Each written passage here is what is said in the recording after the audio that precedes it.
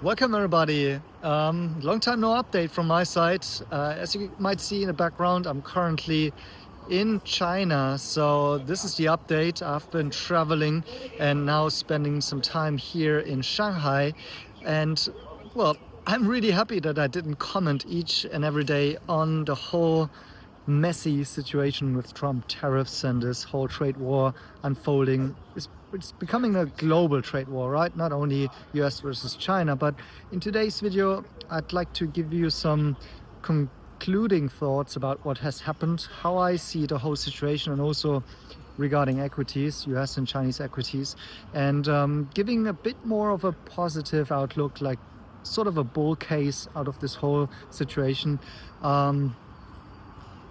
I would say, if I could describe it in one word, I would say it's chaotic, like what has happened. And nobody can tell me that this was kind of this grand deal-making strategy by Donald Trump and its administration. I think they have made many mistakes, but I'm not here to bash Donald Trump or the US administration.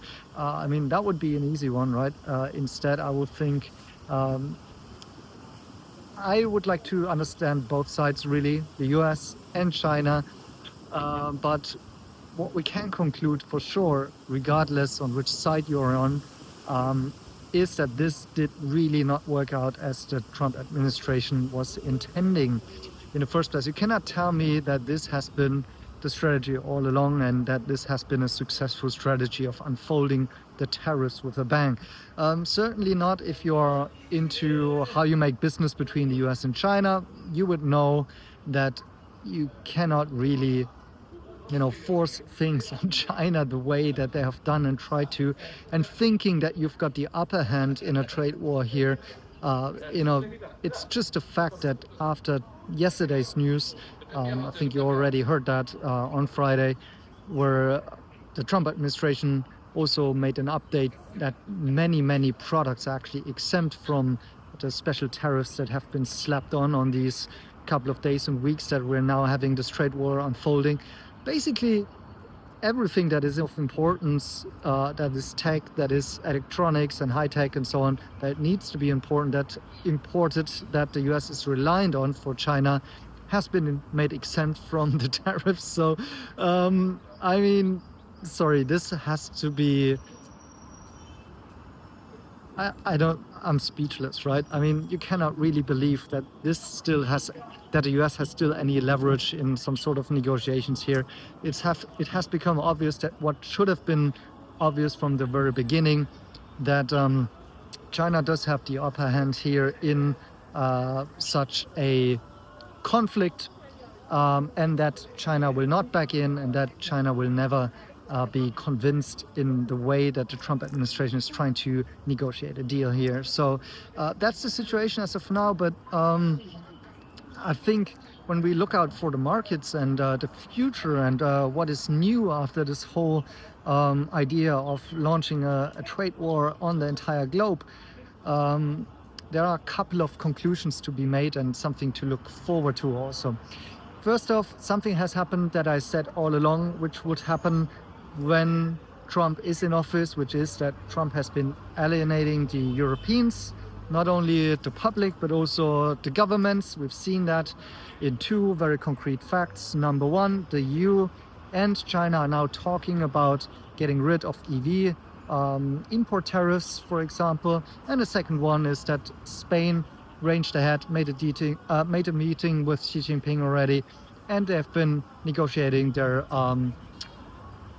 bilateral tariffs and trade deals and stuff like that. So basically what you can see is that Trump has alienated the allies that are not longer with him side by side, and therefore this grand plan of isolating China and forcing this alliance of countries that are possibly putting pressure on China is certainly just not going to happen. And now, obviously, after what I mentioned of yesterday, that Trump is already, making those tariff exemptions, tells you that there's no leverage at all. So,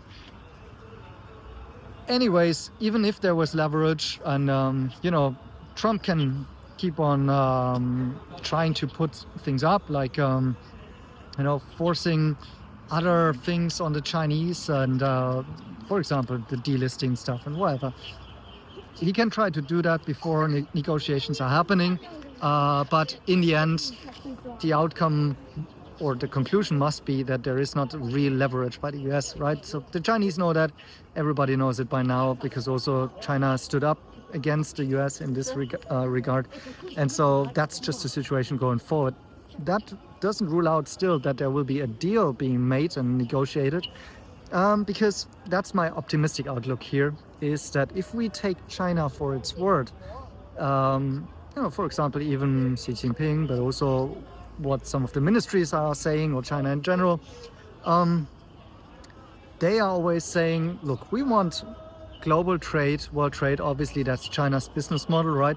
And we want to open up to the world, and we want to have, equal opportunities for everybody.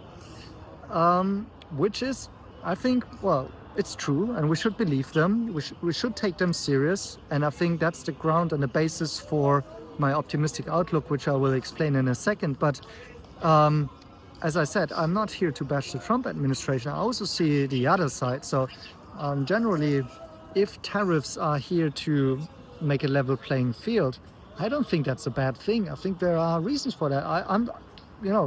It doesn't mean that's my opinion, but you could certainly make the argument for that, okay? So I don't think Trump is not having a point there, or America in general. But I think the analysis is wrong, and also the solution and the conclusion is wrong in the way that the US has done that. I mean, first of all, they did it in a very, very bad strategy, in a way of menace, how you don't do business and you don't force stuff on China. It's not going to work.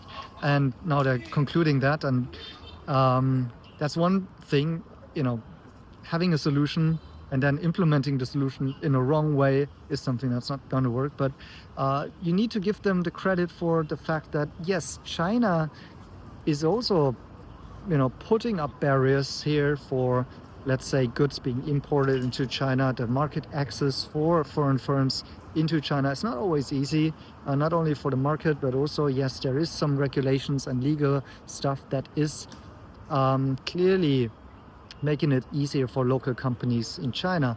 But to be honest, that's just what China has done in a way that is clever, and how they protected their industry from the very beginning. And also, if you think about their tech companies and how they have built up an own ecosystem, a tech ecosystem in China, it has just been very, very clever from the beginning. And I'm always criticizing why Europe hasn't done the same.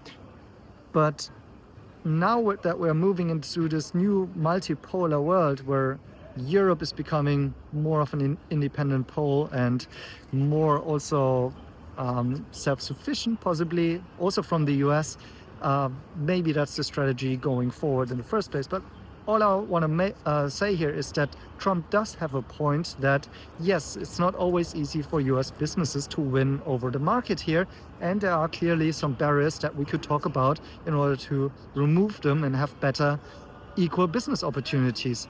And now to spin this context, and clearly trying to see both sides here, not bashing just one side and saying, well, everything that China does is perfect. No, but I want to take China by its word and form that into a positive outlook here, which would be that I do think that there will be a deal coming out of this whole situation, no matter if the US has the upper hand or not, which they clearly don't. But in the end, China has something to offer here, which is to help rebuilding the United States to some extent. I think clearly China does not have the incentive and the idea of undermining their current business model, but I think they should also not be interested in a full-scale trade war and ongoing conflict with the US. And therefore, I think they should also be seeking some common ground. And if they are true to their words, I think the big opportunity here is that China will play a big role in building up the local ecosystem in the United States. And that would be kind of not reversing, but maybe doing the same again that the West has somehow done with China before, like all of the joint ventures that Western companies have done since the 80s in China, helping China basically build up capacity, industry, know-how, manufacturing and stuff, and also, frankly, help to become rich. And this should be a good thing for the world, for China, for the West. I don't get why people think it's a bad thing that China is now advanced, becoming richer and richer, exporting more and more, having better products, becoming smarter.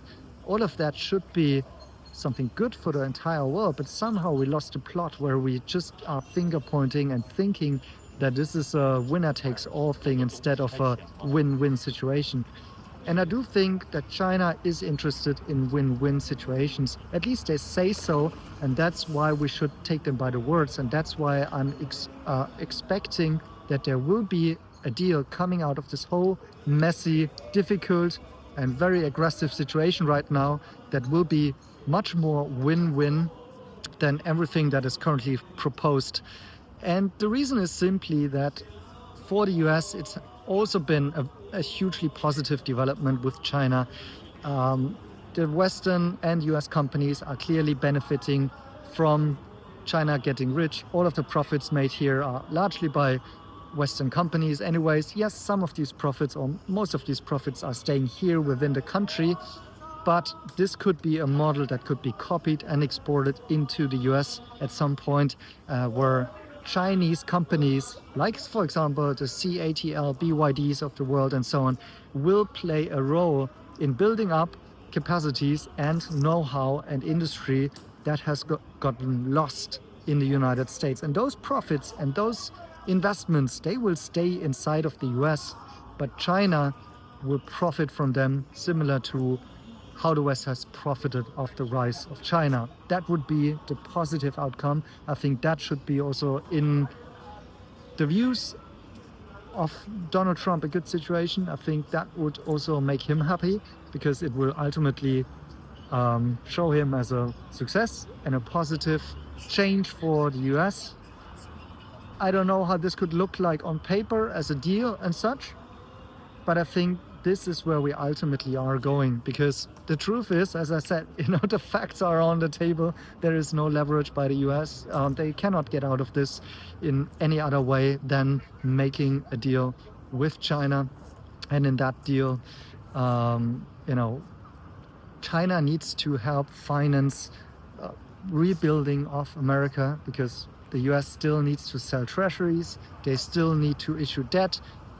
And we've seen in this crisis that the very heart of that is what now also stopped Trump in the end, with this approach that foreigners start selling off US assets. They are not longer buying US treasuries.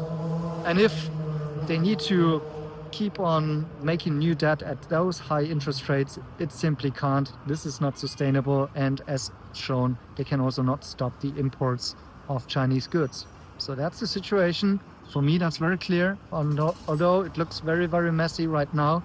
But so that's why I'm very happy that I didn't comment each and every day of what has happened here in this very, very messy situation. But that's where I'm expecting it to go in the long run. And therefore, this is also a huge part of the Chinese bull market thesis, in my opinion, because once the situation approaches, those Chinese companies will be needed. They will be needed in the US, and we will have more international bilateral investment flows going.